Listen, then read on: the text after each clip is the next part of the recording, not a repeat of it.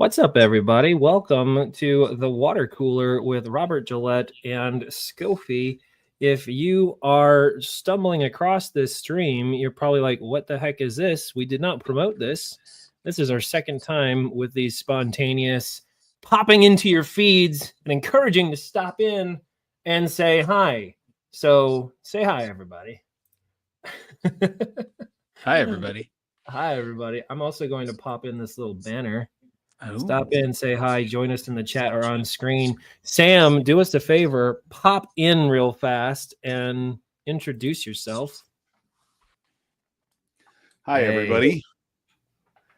Got Sam Disraeli from Connecticut. Your tech department and your cyber team. I will be behind the scenes and helping out Jonathan and Robert. And during this quick live stream. All right, so Sam gave just the most modest of introductions to himself. Sam and I go back a little while, and he's a gem of humanity. If you've ever been a startup founder, you know that anyone who's willing to pop in and give advice, insight to what you're doing, and even volunteer to take on various projects and take things off of your plate, that is not just a partner or a customer. That is a dear, dear friend, and you keep them very, very close. And Sam, I consider you all of those things. So, a gentleman and a scholar. Look up your tech department in Connecticut. And now I'm going to extract myself before I start blushing too much. Oh, shucks. All right. So Sam's our producer in the wings, helping the wheels on the bus go round. So if you're watching this, you're on your lunch break, or maybe you're on the West Coast and you're on your second cup of coffee, please drop in and say hi. If you're seeing this, it's on LinkedIn or on YouTube, and we'll monitor those chats, and we'd love to have a conversation with you. We'll even drag your butt on screen. Sam will hook you up with the link that you need in the comments to join us, and then he'll kind of set some ground rules for you hopping in, and we'll have some conversation. Of course, you can hit us up in the chat as well. Robert, so glad you're here, man. You're on mute, are you?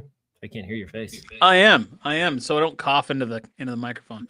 Yeah, I am here, and I'm glad to be here. It's been an interesting couple of weeks. So yes. So the first time we did this, you had just moved to Nashville. Yeah. And I was a little shocked that you said yes to me to hop into this thing because, dude, you got more important stuff going on in your world. Now we're a couple weeks in. How are we feeling?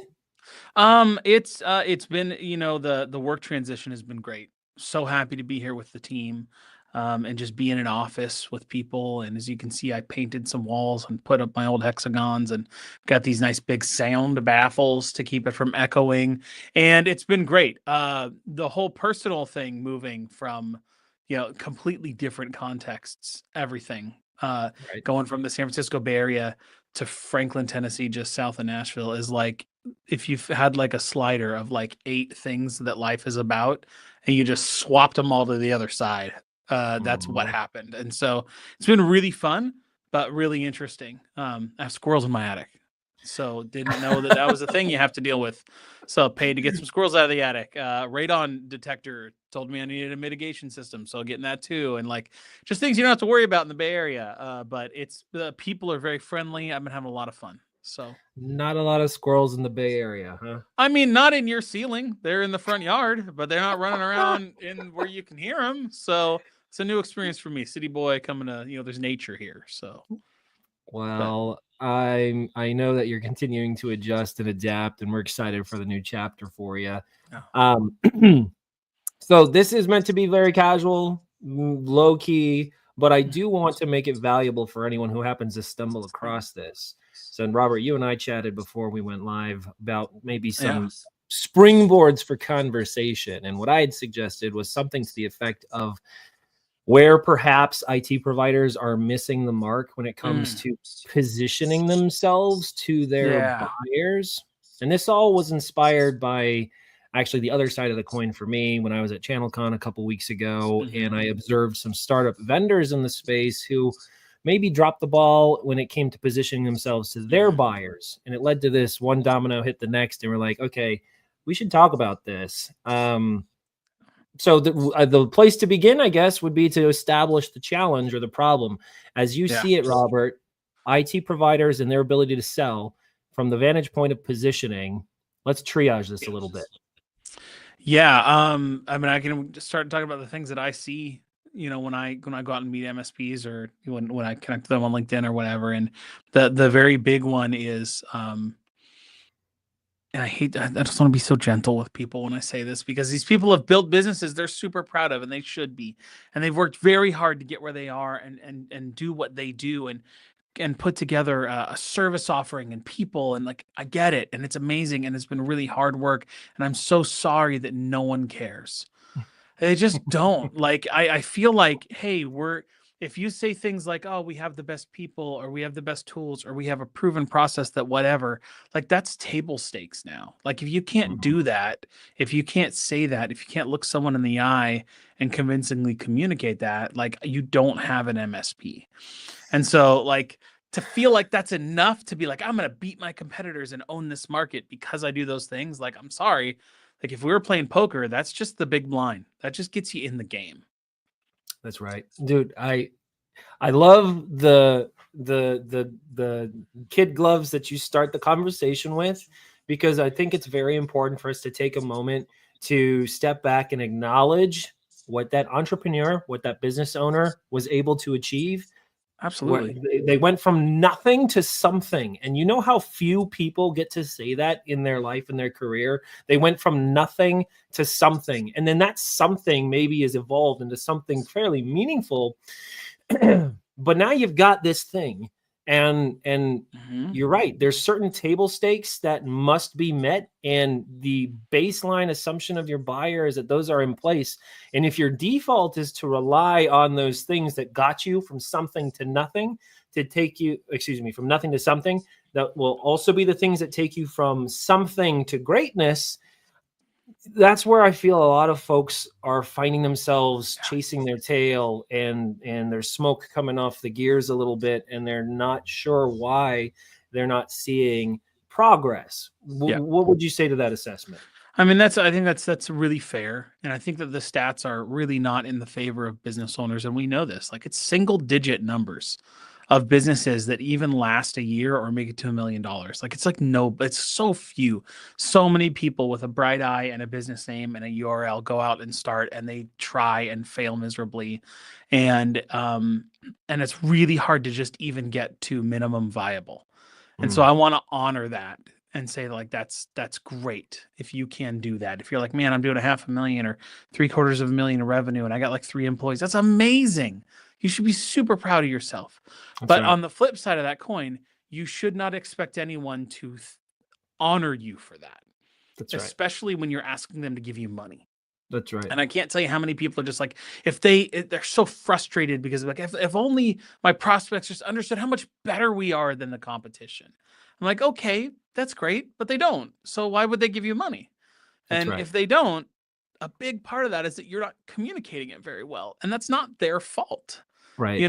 So that's the tension we have to live in as we try and figure out, man, you're an MSP that's doing $1 million and you want to go to 3 or 5 or 10. Like, you have to figure out, in a big part, how to explain to someone who doesn't care how you're better than the other guy that charges less money. And that's like, you got to figure that out in some way, shape, or form, or it's going to be a real rough ride for you.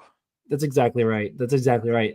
Ironic timing for me for this conversation, because Monday, one of my partners on the West Coast just recently brought on an intern and a business development rep to fulfill the same function.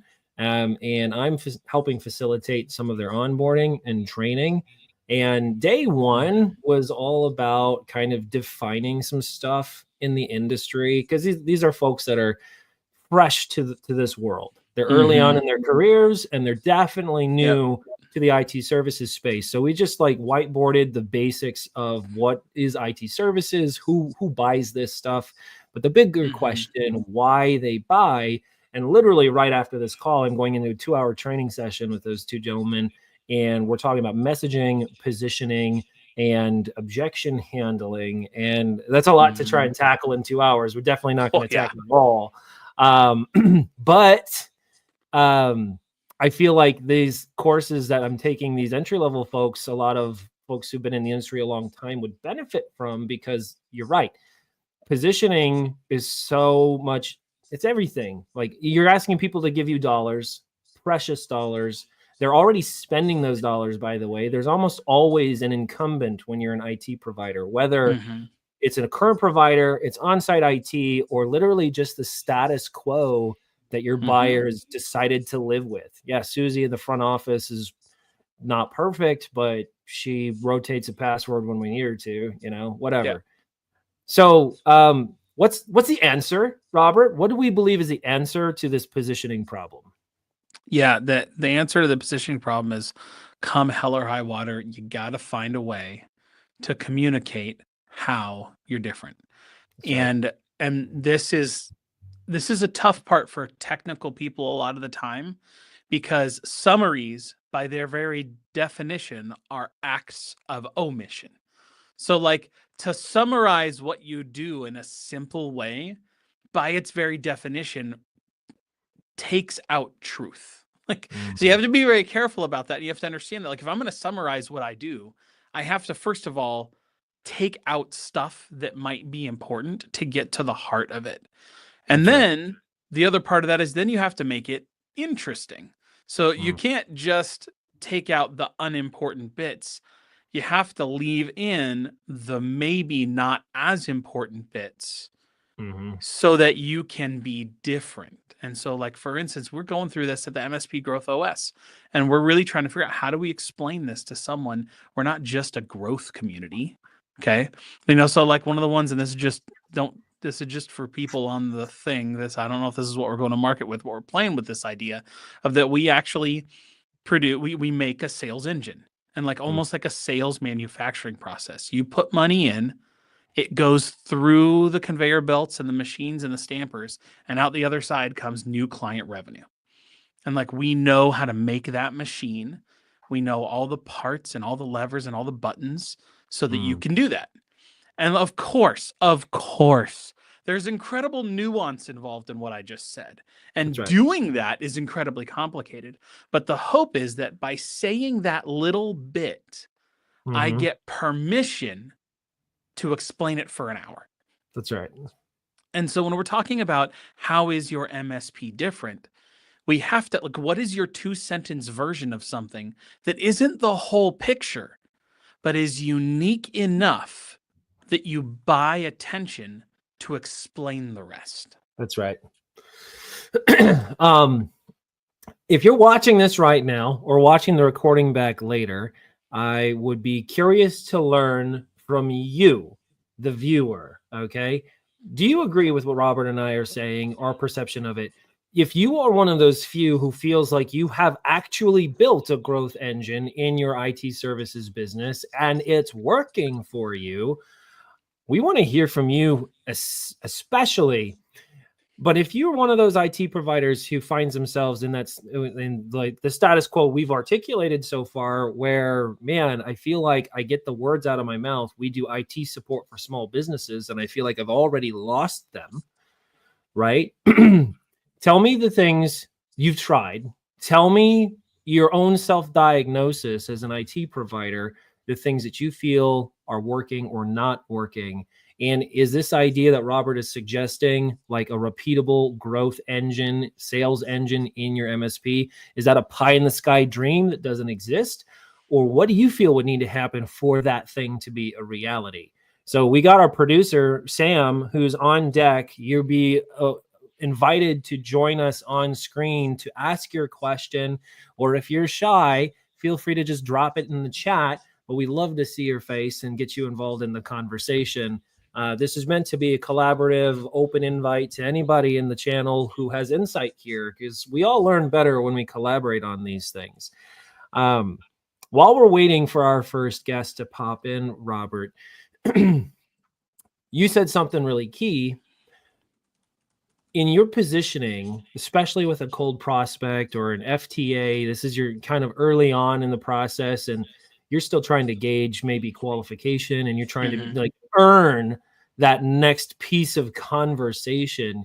You have to say a thing that makes you different. Mm. What's a thing that the buyer will respond to? Because I think I think saying we're an MSP for small businesses, saying we're IT support for small businesses, like is not it necessarily. What is it? Well, it depends. That's what I used to tell people when I was at a networking event, and I thought they didn't care.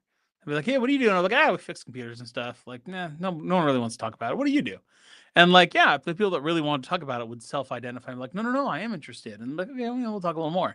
So I was super dismissive, and that was like a way that I could kind of sniff out what they really wanted to talk about.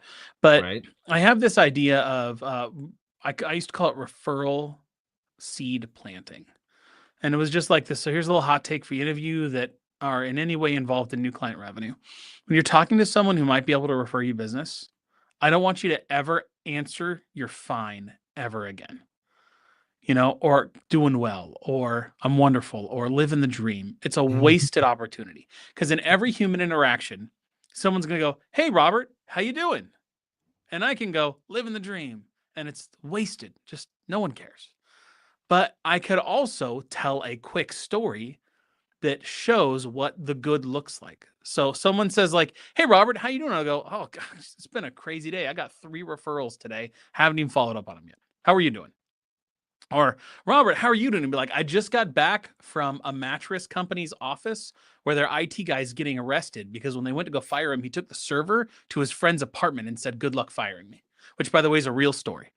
Like you say something like that, people are Mhm. suddenly very interested in what's going on That's because right. the human brain is wired for stories.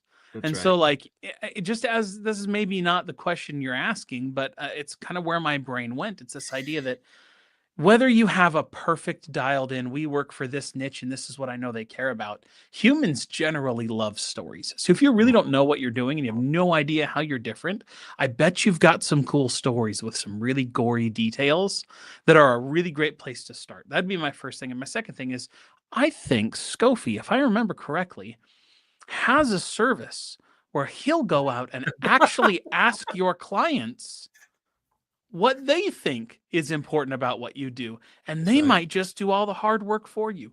Blows That's my right. mind how few people go and actually ask their clients why That's we're right. different and why you use us. So I don't know. Those are 2 answers there. I'll let you chew on that for a bit. What do you think?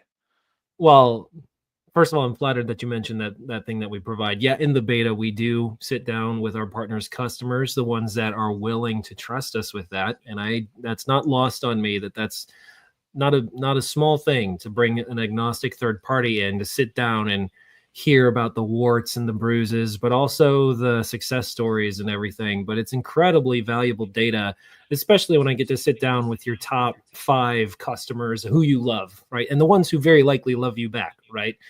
Because they say very rosy things. "Oh, we love working with Sam. Your tech department is 100% just the best." And then I kind of push on them. It's like, "All right, yeah, you've been working with him for a long time. He's a good friend of yours, and you guys are, like, but if he had to do one thing better, if there was one thing that you wish they improved on, then that's incredibly valuable data." And they do. They give very constructive feedback in that moment. But the real fun questions I like to ask, which I'm shocked more IT providers don't ask their customers on their own, is, "Hey, what would you do? What would you do if I got hit by a bus tomorrow and you had to replace me, or you had to replace your tech department or ABC Solutions or XYZ IT, right? Like we vanished from the face of the earth. Well, how would you go about that? And what would you look for in whoever would replace us?" That's incredible intelligence for you to have. And if you've got those clients you have strong relationships with and you ask those questions, they'll tell you. Mhm. And Yeah. thereby you can start to extrapolate maybe those things that you suspected made you different.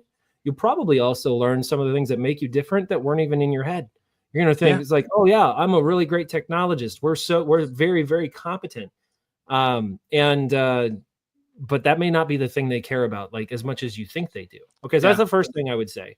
The second thing, I just want to comment on your story approach, because I do something similar, especially in cold conversations, or trying to like earn that next 30 seconds of conversation. Living the dream. No, no, no, no.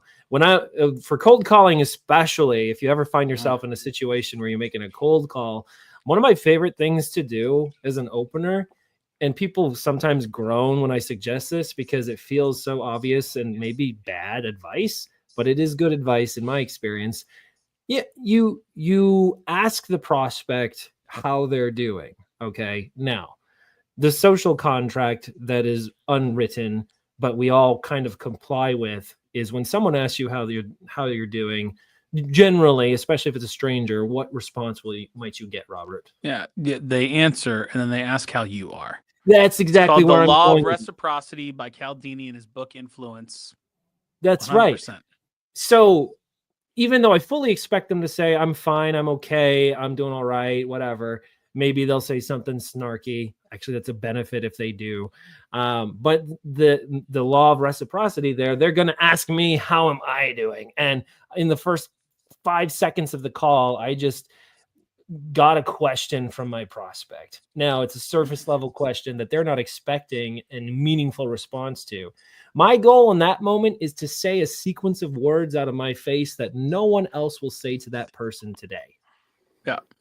And if it's a story, I'm 2 coffees deep on a Tuesday and we're still surviving, whatever. It doesn't super duper matter what you say. It matters how you say it. It matters that it's different than something anybody else is. Now, this is just more of like a tactic for garnering conversation with your prospect. But in your positioning, it's kind of the same idea. It's like, hello, this is Robert with XYZ IT Solutions. We do IT support for small businesses. Can I get 30 seconds of your time?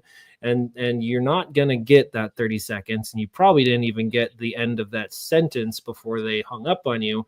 In your positioning, like, what's the thing that your customer is going to react to, that they're going to respond to? They're going to raise an eyebrow on. Yeah. All right, I've said too much. You go on. No, 100%. And I think that like this is because I coach a lot of cold callers, and I agree, especially in the cold call, it doesn't really matter what they say to you. You're not really talking to them.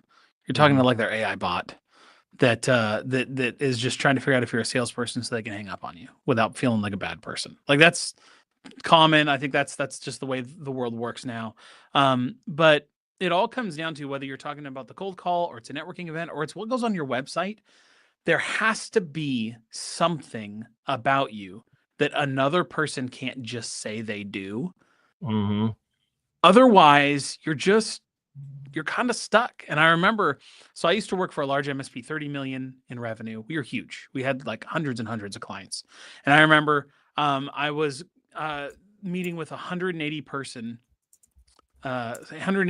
company that I was pretty sure I was going to win because it was down to us and another provider who was maybe 1/10 our size. And they said, oh, well, these people, they were a nonprofit. They say, well, our business, are a nonprofit. We're also thinking of this one. And these people work just in nonprofits. And so, we're leaning heavily towards them. And I go, oh, okay. I mean, we're 10 times the size and I don't know anything about that company, but I do know I probably have more profits and more nonprofits than they do because we just our size and scope. Plus you get the benefit of seeing everything else every other business gets to work in, and so things we're learning from hedge fund managers get applied to the nonprofit when it makes sense. And they said, yeah, that's cool, but they have a full-time grant writer on staff that's going to help us apply for the 22 different grants that they've identified might actually help us pay for their service. And I went, hey, it's been great to meet you. Have a wonderful day. Because I was dead in the water. There's nothing I could say that was going to help me salvage that deal. And I did end up losing that deal because they had something that was different and unique and mattered to the client more than what I had. And I had great, unique things that I could do as well. But in the battle of uniqueness, they won that client from me. Now, put me up against 20 more, I'm pretty sure I'd win a lot more than I'd lose. But to this client, they had identified, this small, scrappy MSP had identified something that mattered more to the client than anything else I could offer. They communicated it effectively, and they took one of the biggest deals I had out of my pipeline. Yep. I love it. And so does Sam here. Loves what you said. And I just pull him up here because Sam is our producer. But in the private chat, he's dropped a few comments. Sam, since you're here, and I know we have a guest waiting in the wings to pop in and ask a question. So just to remind everybody, when you're on screen, you get like a minute. You get to just ask Skofi and Robert a thing, and then Sam's going to pull you off screen. So be ready for that. Sam, you want to pop in and ask a question or make a comment? And I'm putting him on the spot. In the meantime, while we're waiting for, and Sam, feel free to just jerk yourself in here. There he is, the man himself. All right, what do you have a question for us, Sam? A comment? You told me to put it on the to put it in the LinkedIn chat, so I was finishing typing. But exactly, I really liked what you said, Robert, about that the elevator pitch. It's not just about, see, I always heard the line elevator pitch and thought you were just throwing it out there. And really, it's about trying to get yourself in the door. It's almost like trying to get that person to invite you off the elevator for that next longer conversation. And I really liked that way of thinking about it. Too much time, I feel like my marketing feels like I'm throwing spaghetti at a wall and waiting for it to stick. Instead, or throwing money on a fire and watching it burn. That's right. So that's one thing that I've been trying to wrap my head about, that every communication is supposed to be about something, about moving to the next goal, moving somebody down through the phases of the funnel, or to some degree, even those elevator pitches. Yeah. I think it's great you pointed that out, and I feel like that's we're problem solvers by nature. IT people, and even us salespeople, we're problem solvers by nature. We like to solve problems. There's something uncommon or not normal about leaving something unsolved, to give half of the thing and then leave it there for the client to either take or leave. Like, that's very difficult for us. And there's a book that actually helped me through that really well, called I think it's Purple Cow or something like that, by Seth Godin. I don't know if it's actually the book or he just talks about it. He talks about this idea of, like, if you see a purple cow when you're driving the street, like, oh my gosh, purple cow, that's amazing. Like, check this out. Let's take a photo. This is crazy. But then if like the next 100 miles was just purple cows, you wouldn't care anymore. That's right. And so, like, there's this element of, like, we have to keep buying attention with uniqueness. And one of the easiest ways to do that is to just be very different. Like, again, if there's purple cows and if there's like white cows and brown cows for 100 miles, you're like, oh, the first one, you're like, oh, cows. And then you're just done with cows. You don't care until one of them's purple. And so, like, this idea of uniqueness and being different, and where, again, some of us struggle with that, is that often requires us to be a little vulnerable. Maybe do something a little stupid. Maybe do something that's outside of what our competitors are doing, and we're worried that it might single us out or reduce certain opportunities. And that's just the nature of, like, what we're talking about here is essentially marketing. That's like, right. Being different is an asset more than it is a liability. And it's just something we have to learn to get comfortable with. And I want to add a little color to this idea of being different as well, because what some folks watching or listening might be hearing is, I need to put the creative juices to bear and do something outlandish or wild or crazy to elicit attention. And maybe that could or should be part of what you're doing. But I'm going to pull it back to Sam's comment about trying to get license to be asked to step off the elevator for more conversation. And it reminded me of a book I read in grad school about playwriting, of all things, playwriting. And if you've ever seen a play or read a play or just watched a movie or a show, you know, the best stories have consistency of action. And there's this idea of what the book calls triggers and pulls.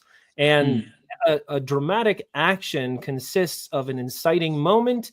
And from that inciting moment, there's just this domino effect of triggers and pulls, that one thing spills into the next. So that purple cow by himself, just to be his own sake, might get an eyebrow raised and some attention, but it has to be an intentional cow.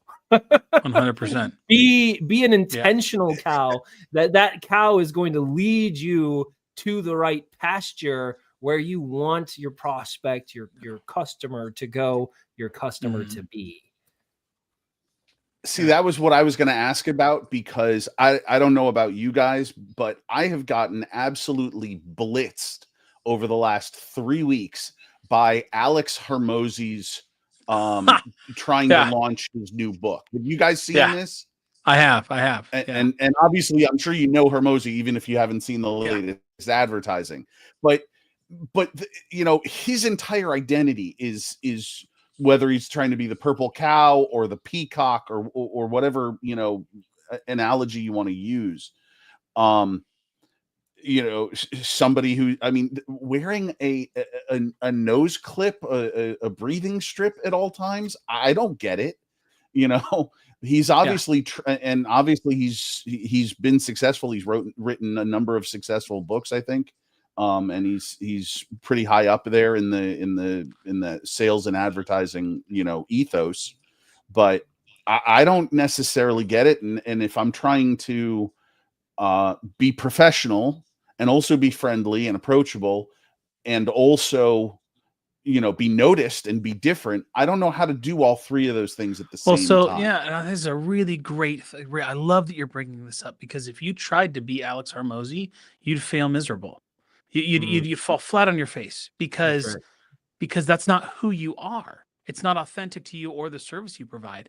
So to tie this idea of a purple cow together with that MSP that beat the snot out of me, if I was working for that MSP as the chief revenue officer and I just hired a cold caller, his script would not be, "Hi, my name is Dave with this MSP, and we work on nonprofits and help secure their systems against." It would be, "Hey, real quick, you don't know me, but if I could show you 22 grants you could apply to that might cover the cost of your entire IT spend, would that be worth 20 minutes? And you better believe that's a purple cow to that nonprofit.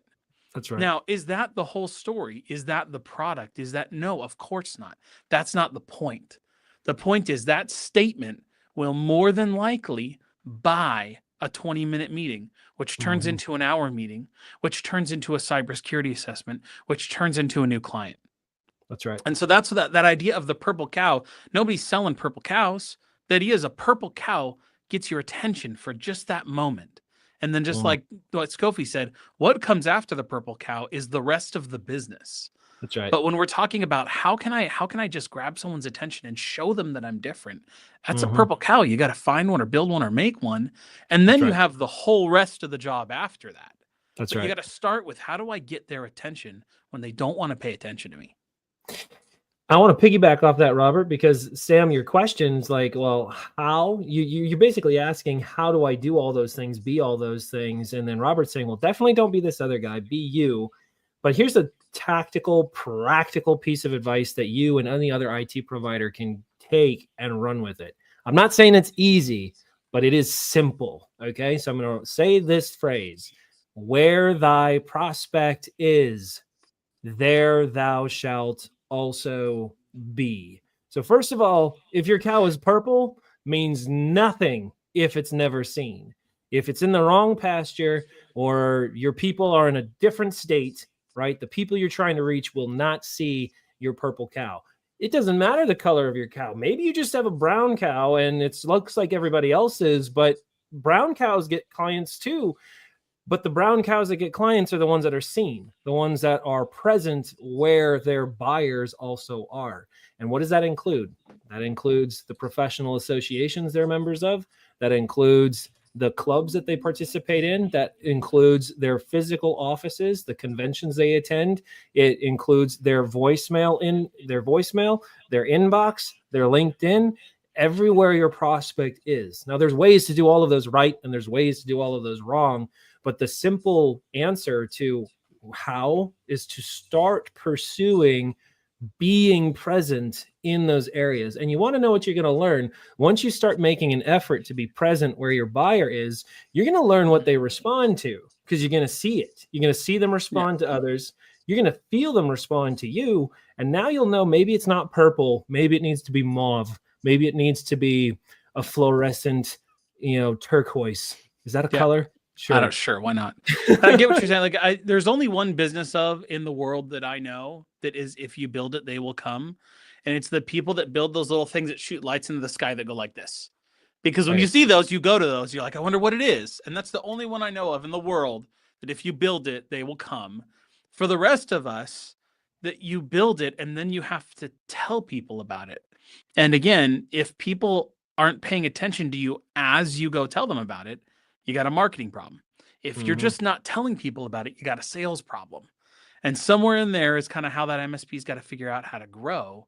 And again, I would say the first thing is, if you are watching this and you don't know how to solve this problem, I don't know why you haven't emailed Skofi yet, because he'll literally go do this for you as part of his service. You don't charge any extra for that, right? No, it's included in the beta for now. It probably will be additional in the future. Someday, but not today. So that's right there. But the other part of it is, you helped me with this. I think recently I said, hey, do you know this person who I looked up on LinkedIn? You're like, yep. I said, will you connect me with them? They're my ideal prospect. That's right. And I just want to ask them what I could possibly say that would stop them in their tracks and pay attention to me.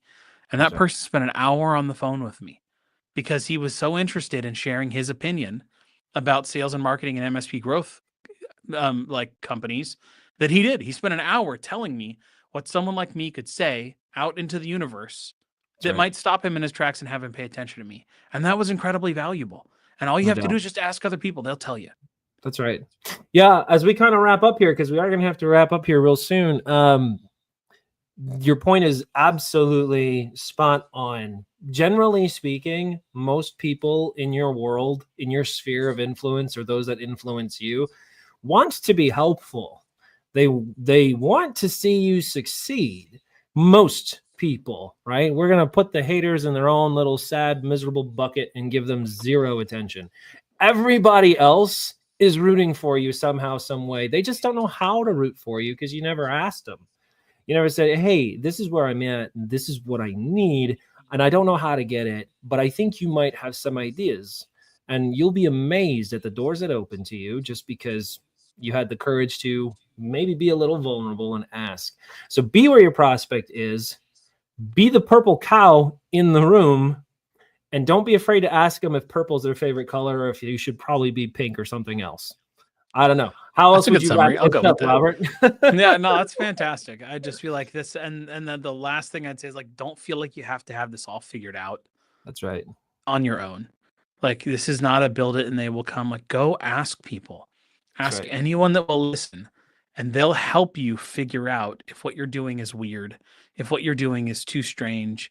Take every opinion with a grain of salt. If I asked my wife if she liked this outbound email, it wouldn't matter as much to me as if I asked a prospect who responded to it. Like, again, there's some element of nuance and wisdom you have to apply there, but ask other people. They'll help you figure it out. You don't got to do it on your own. Mm-hmm. Agreed so very much. All right, we're going to wrap up here. I want to thank those of you who joined us on the stream today. And very extra, super awesome special sauce thanks to Sam of Your Tech Department, a legend and a scholar, being our first producer for these water cooler things. Let us know if you want to see more of these, because Robert and I are threatening you all to maybe do one of these once a week.